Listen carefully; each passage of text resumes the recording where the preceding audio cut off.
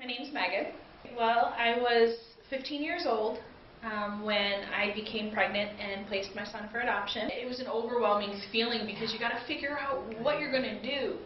You know, you've got this little life depending on you. Adoption was one thing that my parents really wanted us to look into, and you know, I really respect my parents' opinions on things, so I definitely looked into it.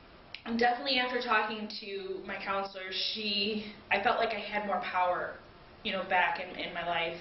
When she talked about, you know, the decision to place and all the different things, it was never a done deal. It was like, well, if you decide to place, you know, what kind of parents would you like? Or if you choose this, you know, here are your options. And I was really, it felt like it gave me back power, you know, because when I found out I was pregnant, it's like, I felt like the floor had dropped out from beneath me, and I didn't know what to do or what was going to happen. It was just very unknown and very scary.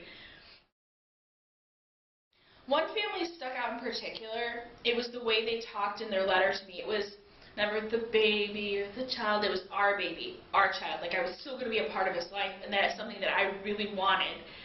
It was something that really spoke to me.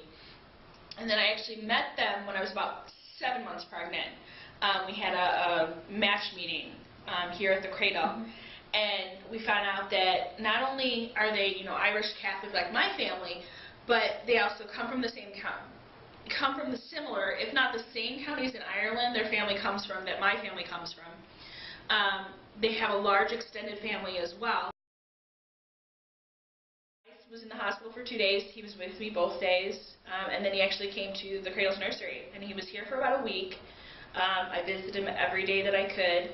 Then on the Monday after I had him, my whole family came here, and we had a whole big family meeting because I had a lot of younger siblings, so because I'm the oldest, and so none of them could come see me in the hospital. So I wanted them to have a chance to say their goodbyes and, you know, say their, you know, what they wanted to kind of hold them and have their moment with them.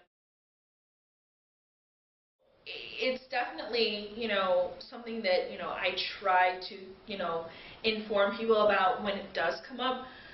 Most of my friends and family, they know. It's not something that, you know, is kind of that I hide or anything like that. If they have any questions, you know, if they have friends who end up, you know, I end up being the person they kind of go to when somebody finds out they're pregnant, where they've come and talked to me about adoption, just asking me questions. And I've always said that if you want to email me, Facebook, whatever, you know, call me, feel free. I don't mind answering any questions and telling you how it really is, because there's a lot of people who don't know how it really is. I know I did what was right. I know I did the best I could at the time with the resources I had. I didn't have a job. I didn't have any health insurance. I was 15 years old, and you know, I was still living at home with my parents, still in high school. I mean, I've accomplished so much since then. You know, even with that, I know that I would not have been able to give him the life that he deserved to have. The best for not only myself, but for him and for his biological father and for my parents and for, you know, his adoptive parents. It was the best decision around for everybody. You know, everybody wins.